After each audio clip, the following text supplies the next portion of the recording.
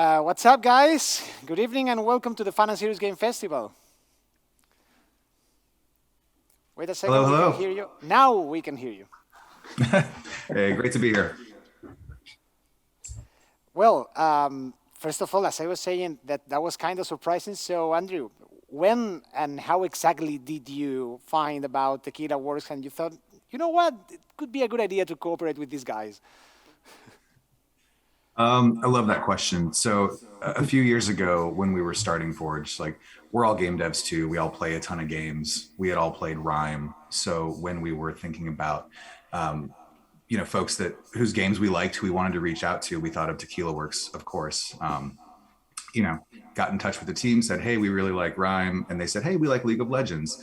Let's talk about making a game together." And that was the very beginning of that. Raúl, how do you remember that? I mean, let's do I a game together. remember, It's not the kind of thing that you usually hear. well, I don't know, a Riot Force and a Tequila Wars going to a bar. And yeah, I mean, is as Andrew said, it was basically we met in the middle. I think it was Gamescom where we met and they wanted to know us because basically, yeah, they were fans of Ryan and they wanted to, well, I remember Rowan, for example, and Liang and Andrew wanted to know more about what was the reason behind Ryan, right? And basically that auteur's vision behind it. And of course, yeah, we were more interested in like, oh, League of Legends is such a cool universe and all that. But yeah, and the rest is story. But it started by literally meeting in the middle. So I was not a bar. We are professionals. But yeah, How the did the team rest. receive the news back then, Raul? It was, I mean, emotionally after Rhyme, which must have been an exhausting journey. How Uh, did that feel? Rhyme, yeah, well, Rhyme was literally the experience of a lifetime. So, yeah, the truth is that every project we engage is emotionally exhausting because basically we put a little shred of our soul in it. I mean, so yeah. But in this case, I mean, if Riot comes to you and wants to know more about Ryan, you take it as a compliment because that's what it is. I felt the same when Fumito Ueda we met in Barcelona, and I think it was Valeria Castro who asked me like, "Hey, um, asking about Ryan. And it's like, I'm pretty sure he doesn't know about Ryan. And then when we finally, I mean, I found the courage to approach him. Basically, he said, "Oh yeah, yeah, I bought the game on PS4. I finished it. I like it." And then we started talking about the animation system. So you never know. The thing is, as Sandro said, we are all devs, and of course, we appreciate and respect each other's talents. So I mean, and what Riot Forge is building is truly remarkable. Andrew, looks like Forge is trying to balance all their releases so they cover different genres and they appeal to different target audiences. You've done the RPG Ruined King, you've done a runner, Hextech Mayhem, and now Song of Nunu, which is a first person adventure. To what extent that decision of doing a specific genre has weighed when deciding um, let's do this with an indie studio? Genre is important right now for our first several games. One of the missions of Riot Forge is to make sure that we're, you know, serving players where they are. The rest of Riot through League of Legends and Teamfight Tactics and Legends of Runeterra and Valorant do an amazing job of serving competitive and social player motivations. Forge is here to serve, different motivations for, deep storytelling, deep character bonding, progression, a lot of different things. So, and part of that is also serving folks in different genres. Like not everyone has the time or the lifestyle to play super competitive games all the time. Not everyone's a hardcore PvP player. Some people like to be able to, sit down with their platform of choice and, complete a game beginning, middle, and end, or pause it and put it down for a minute. Uh, so for this first series of games, exploring different genres is important because we want to know if that's what players want. We don't just want to assume that everyone wants to play a bunch of single player story adventures or a bunch of single player turn-based RPGs. So we're trying to serve through variety at the beginning.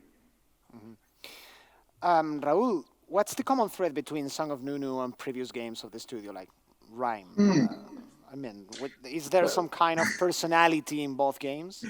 That's a tricky question because I guess in every Tequila Wars game, you can always expect the unexpected, right? Because all of them are so different. But it's true that, I mean, beyond that, I mean, of course, we engage in narrative-driven experiences and we love to deal with more adult things in a sensible way.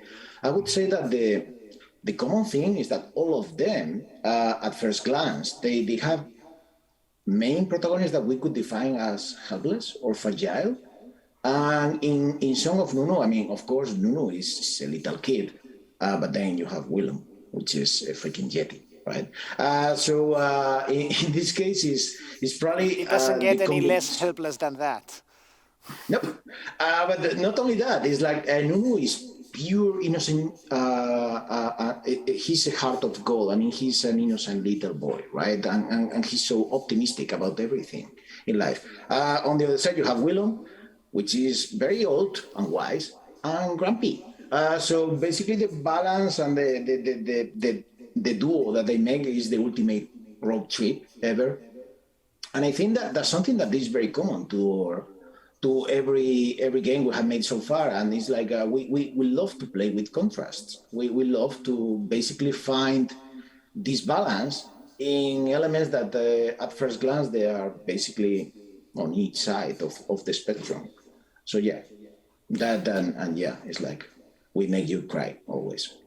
You have mentioned the characters, the protagonists. Who decides that? Who decides who's the protagonist? Is that an idea that comes from Tequila and Forge approves? Forge comes saying, you know what, I think this should have a grumpy Yeti.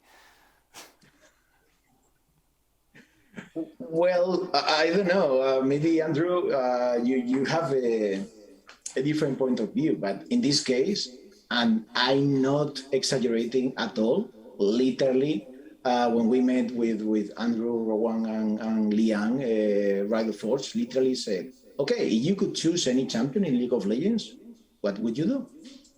And I mean, of course, your head explodes because, like, I mean, there are hundreds of champions, and I must confess that at first glance, the first thing I could think of, I was like, "Oh, Echo."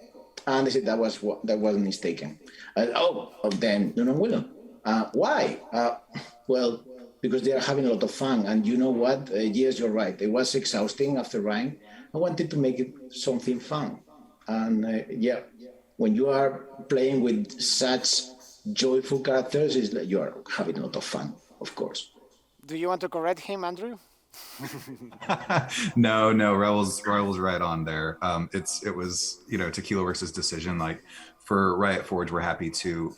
It's important to support the story. Like that's where the great games come from. It's like if you have a passion for a character, a champion, and a story, then that's where the magic's going to come from. So it was super easy to get on board with that. Plus, like the initial pitch for those two characters and the adventure they were going to be on was absolutely incredible. This one's for both of you. Tequila had as a motto for years, small games made with gusto. Words might vary, but that was the gist of it. Then it changed to games made with gusto, drop the small thing. Now you're doing a game with Riot, doesn't get bigger than that. How big, let's say, players, how much can they expect in terms of size? How big is the game? How big will it feel compared with other Tequila games? I must say that we dropped the small from the motto because basically we always try to make something small and then Akira, like like the tree in Akira basically starts growing and growing and growing. So yeah, we decided, okay, we are not going to lie anymore. It's like, yeah, it's just things we could stop.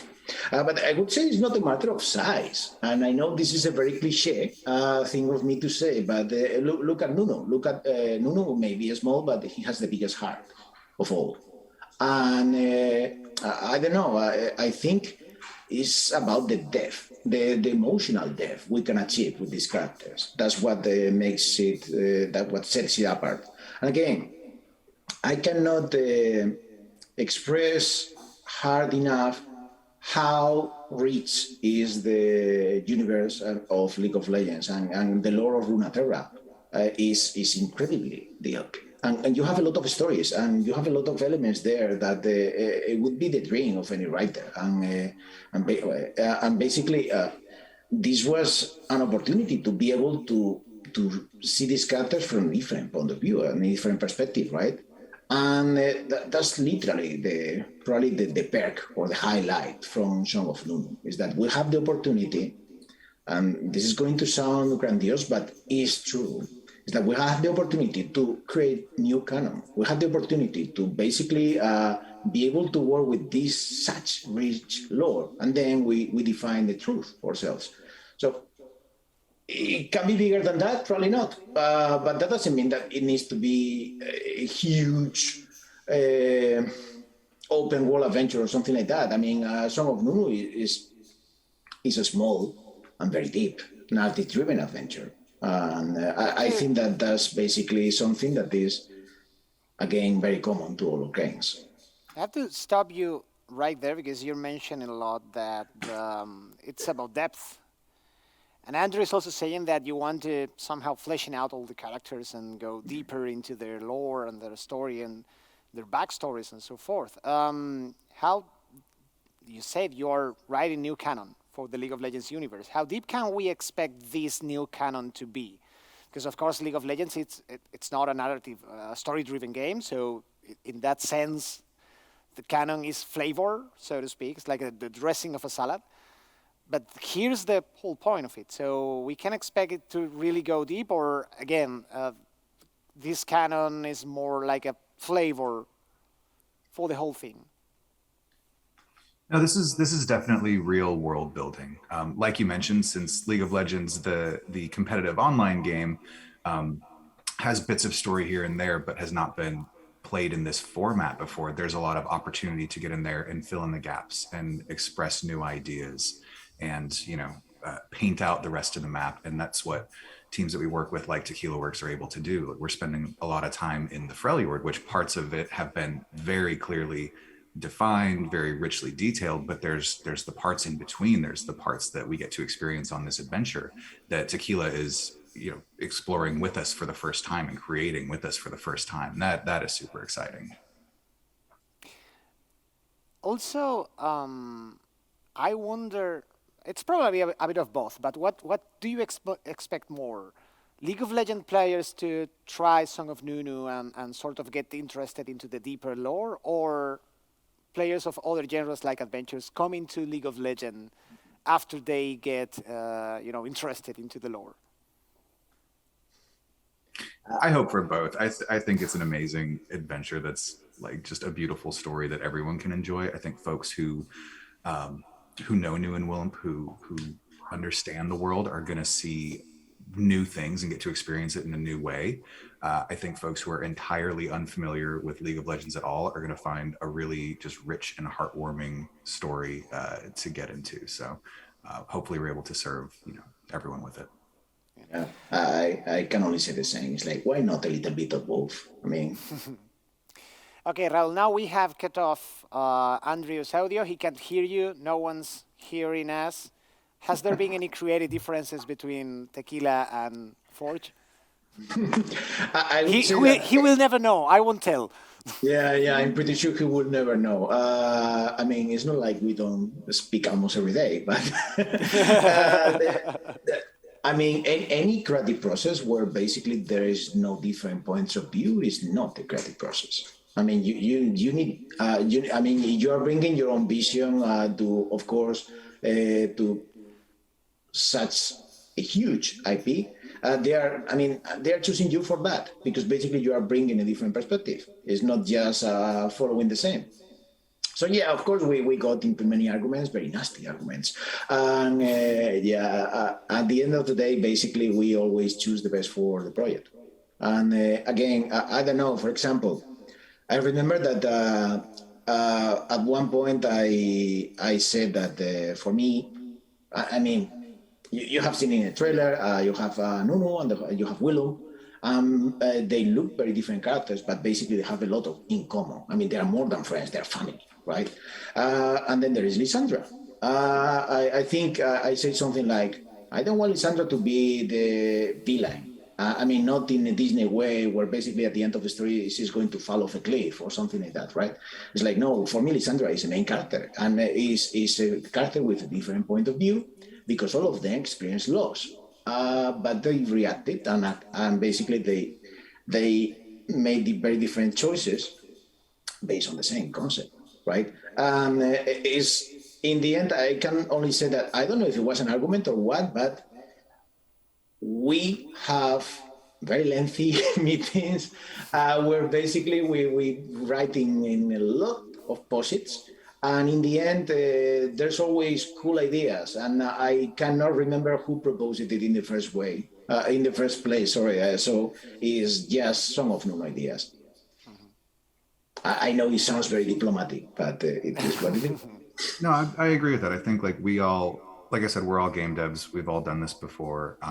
But the partnership is beautiful because we all care the most about the player experience. So like there has to be, you know, creative friction and iteration and stuff like that, but it always feels good. Like it's always done in a really positive way of like trying to find the best thing for the player, the thing that's the most respectful for the player, the thing that is going to be new and exciting for the player. So it's been fantastic.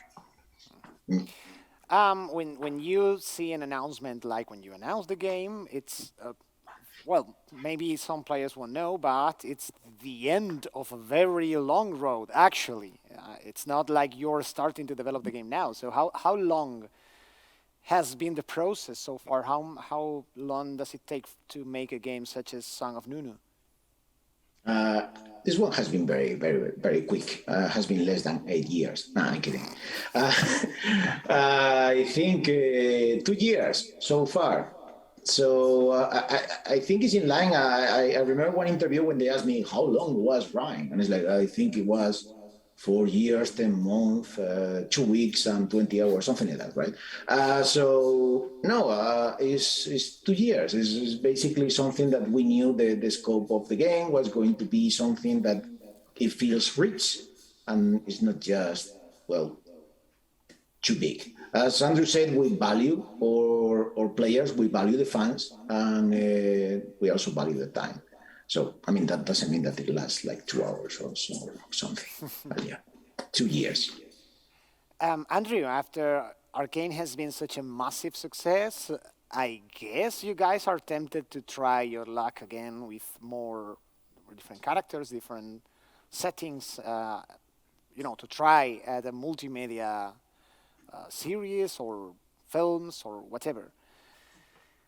Would you like to see Nunu in Netflix? Raúl, I know, would like to see it, but I'm not sure if Forge is open to continuing this trend of doing TV shows of their IPs.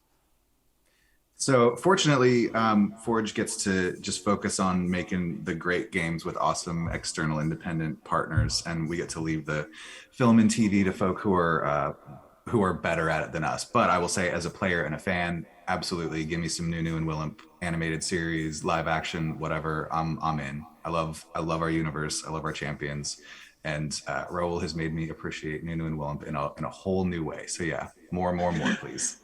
Well, thank you. I also can say that being a fan can be a curse sometimes because it's like going to a candy store. And it's like, I remember the first draft of the story. I wrote it, and I think there were like 12 different champions. And it's like, oh yeah, Sejuani, Arce, Anivia, Orm. And I think it was Angel who said,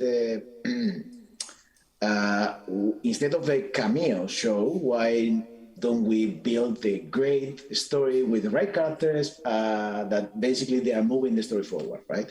So yes, it can be a course because of course you want more, but of course you need to work for the story and the experience. So I would say that yeah, for the next one, maybe not 12, but maybe 11. I don't know. You say that you started the development like 2 years ago. That was Yep. Yep. pre-COVID.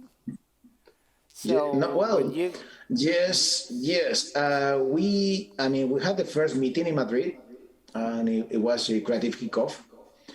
And the next meeting never happened because, of yeah, course, yeah, it was yeah, already it's 2020. about to ask Andrew, how was it that moment when you say, okay, let's do this co-production with this Spanish team, and then suddenly this whole freaking pandemic, and you can't ever meet them again, and you don't know where you got into. It was very, very challenging and different. It's the first time in my 16 years of working on video games that I haven't been able to spend as much time with the studio making the thing as I would have liked. I feel very fortunate to have been able to meet some of the team at the beginning of the project, Raúl and David and Angel. But my creative partner Rowan and I had a trip planned to visit them in Madrid for a handful of days in March of 2020 that unfortunately we had to cancel, and we've not yet been able to get out to see them since. But fortunately, we talk, like Raul said, almost every day. We're able to, we've modified a lot of our meeting practices and how we review milestones together, and how we do creative reviews and stuff together to fit the digital format. So I think it's been a great learning, and it certainly hasn't made the partnership poor. It's probably only made it richer. Yep. They usually say that creativity flows with constraints, within constraints. It's true. You have put to Because the we have test the old all. adage that meeting could have been an email. So right before I go with my last question, there are some people in the comments on the Twitch stream with a couple of questions. One's for you, Raúl. Maybe you can talk about this, in which case it's fine. But someone says that they hope David Garcia is doing the soundtrack for the game as well. Not sure if you I'm want to afraid. comment. I'm afraid I cannot comment on that because yeah, we will talk about the music, its composer another day, not today. Fair enough, but I wanted you to know that your fans request of it. And my final question: get Raul, get your list to Santa Claus because I'm going to ask you for your wishes. If you get to do more games for the League of Legends universe, which champion or which story, which setting or Valorant Okay. would you like to address in a new game made by Tequila? Andrew, take note. I don't even know if I can talk about that, but I I don't must know, say that but no. I can say one thing that is not a spoiler, but when I started Song of Nunu, my favorite champion was Sijuane. After finishing Song of Nunu, my favorite champion is Lysandra. So why? Because it changed my perspective of her and how deep the character is. Now that said, we always talk about the Runeterra universe, but I need to remind you that it's the Runeterra multiverse, right? And it's kind of complicated. But yeah, if I had to choose, and again, this is out of the blue, there are universes like the KDA or Odyssey or I don't know, Blue Domain or whatever, that they are fantastic. And you know what? When you are just dealing with, I mean, when you are already dealing with the multiverse, it's like you can ask for anything because anything is possible. So, yeah, I know Andrew, it's what's an your ambiguous favorite? answer. I guess in your case, is like saying which child you love the most from your children. But what's your favorite champion, Andrew? Oh, yeah, that is a very challenging question. I'll answer it in a really safe way. So when I play League of Legends the MOBA, I play support, and I play a lot of Swain and Morgana. So those are champions that I feel very close to on the Rift. When I look at the overall world of Runeterra, man, there's just so many cool stories. There's so many great things happening there. I couldn't choose if I had to. Okay. Well, guys, I won't take more of your time. Thank you very much for being here in a virtual capacity today. I hope we can meet each other in person next year. Really hope so. Here in the Fun and Serious or in any other fairs. I was saying thank you very much for opening us a window to your houses and to your work, and best of luck for Song of Nunu, best of luck for Thank you. Tequila and for Forge. Thank you very much, guys. Thank you very much. Appreciate it. Bye. Thank you.